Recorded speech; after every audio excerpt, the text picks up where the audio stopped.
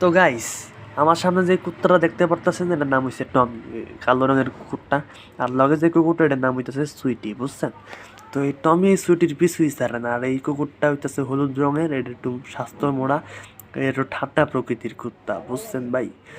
তো এই টমি সারাদিন খালি সুইটির পিছুই লেগে থাকে, ওর পিছু ছাড়েই না। দেখেন, আপনারা প্রমাণ পাইবেন। এই দেখছেন দেখছেন, এই যে টমি, সুইটি জেনে টমি ওই জায়গায়। এই যে আমি এখন হাবলুর আদর করবো, টমির আদর করবো, টমির আদর করতেছি, আর এই যে এই হাবলুর আদর করতেছি। তো যখন দেখবেন এই সুইটির আদর করতে যাবো, তখন হইবে কি, এই টমিটা আগুনে লইরে উঠবে। এই যে ওর আদর করতে গেছি, এই যে দেখেন ওর জ্বালা উঠে। এই সুইটি টমি যন্ত্রণায় খালি চলিয়া যাইতে চায়, কিন্তু এই টমি ওর পিছু ছাড়াই না। দেখবেন, এই দেখেন আবার ওর দ্বারা পড়ছে। তো দোকানতে বাইরে এলাম, সুইটিরে শেষ পর্যন্ত আদর করে দিলাম, ওই দিন আবার চলে এলো এই সুইটির দ্বারে টমি।